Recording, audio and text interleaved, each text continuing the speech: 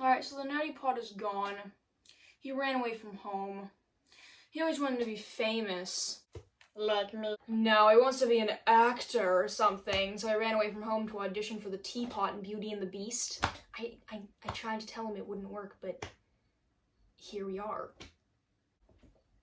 Or maybe he ran away because I enforce strict rules about maintaining chastity before marriage.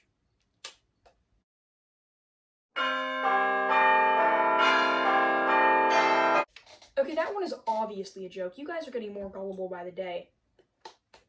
No, actually, today I will be reviewing the notorious telenovela, drumroll please, and yes, I can actually do that now because I got this nifty little sound machine.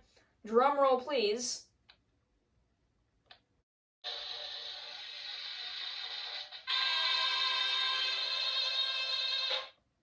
Jane the Virgin. Originally released in 2014 and now has a total of 5 seasons on Netflix.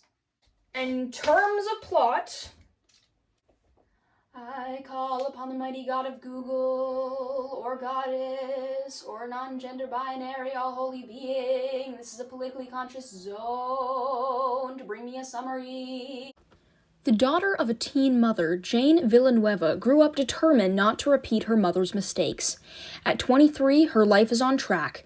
Jane is studying to be a teacher and engaged to a handsome detective who supports her decision to remain a virgin until marriage. Then, a routine clinic visit flips her life upside down.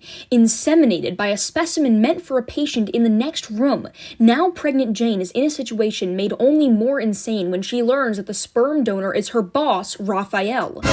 As her meticulously planned life gets more like the telenovelas she loves, she faces a lot of complicated decisions about where to go from here. Yeah, that's a pretty good summary. But Google can't do everything. Sometimes it needs the help of a kumquat like me to voice what makes this show so great. Hence all this. Number 1 factor, the plot. Remember, this is a telenovela, so regardless of quality, the plot is going to be simply outrageous. But also, keep in mind this is a modern telenovela, so the cliches you might have heard about novellas in the past, such as bad acting and very stereotypical romance and drama, aren't necessarily there. Okay, cliched romance and drama are definitely there, but it's done on purpose sometimes for comedy. The plot is really an experience. You watch the characters grow, you watch things change about every 5 seconds, very fast-paced drama, and you just really don't know what's going to happen next. It really keeps you on your toes. That being said, it's not really action, just drama, so if you're not really a fan of just drama, then maybe not for you, but then again, there is some action. So, just every episode of the series adds on another layer of drama and complexity, and with it, it adds to its level of intrigue. Number 2 factor, the comedy. The great thing about the comedy in this show is that the comedy isn't just built into the plot, it is the plot. Even if it's not necessarily a funny moment, you may randomly think about what's happening in the show, like what's happening in the situation overall, and it's just so insane that you'll just start laughing. That being said, there are definitely funny moments too. Number 3, the romance. The 2 elements to a great novella: drama and romance. Drama, check. Romance, about to be checked. The romantic themes in the show incorporate all-time favorites such as love triangles, falling in love with the villain, amnesia, etc. This show has it all, and not only will you be thoroughly entertained, but warmed at the heart as well.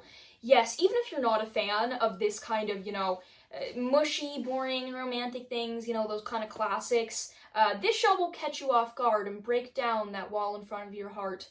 Yes, and set that cage free. And it'll just make you smile and go, "Aw." However, keep in mind, this show also has heartbreak. Once you go, "Aw," there is no going back, and you will get that now open heart split in 2. Sorry, I just wanted to use the sound effect machine again.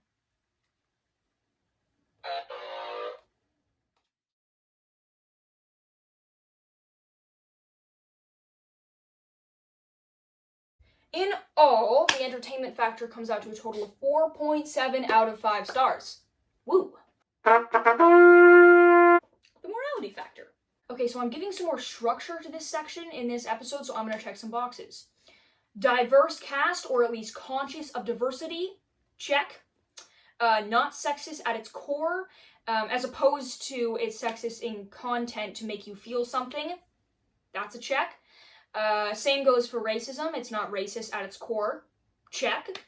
Not homophobic or ignoring of LGBTQIA plus culture at its core.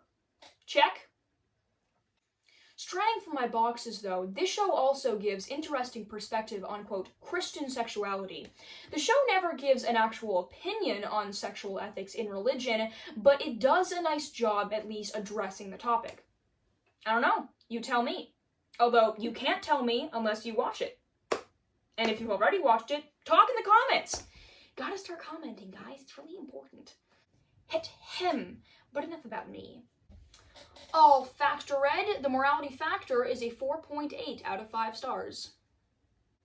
I'm changing the name of this section to This Show and Me. You know, it's funny. I've been watching the show for a really long time, like since 3rd grade, I think. And, one day I looked up in middle school and like 5 of my classmates were raving about it.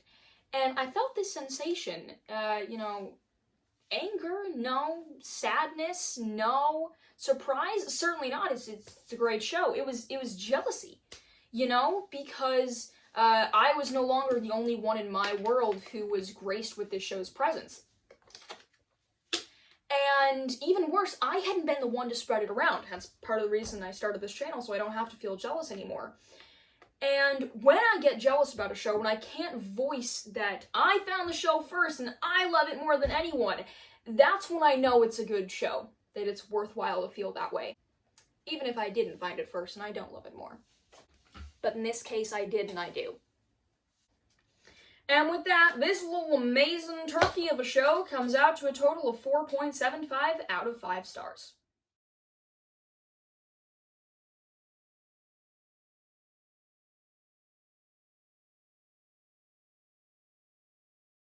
I recommend this show to fans of telenovelas, fans of comedy, definitely fans of romance, fans of drama, fans of, classic chaos at its finest, shows about family, that about sums it up. Oh, would you look at the time? I got a dip. I got a date with a girl named Sarista. Crap, wait, I forgot that Trick only works over the phone. Oh, sure, I'd love to go to the farmer's market with you, Grandma. Let me just check my calendar. Oh, would you look at that? Sorry, I have a date, Gam. Oh, look at you little stud. It's what I would say if I believed you. She's right here, actually. She can confirm. Hey, Sarista, we have a date tonight, right? Sorry, I couldn't find anything on the web for Siri, so we have a date tonight, right? Anyways, I'm out of excuses. You guys are great, really, but I really do have a prior engagement with staring at my wall, so I better get to that. Bye.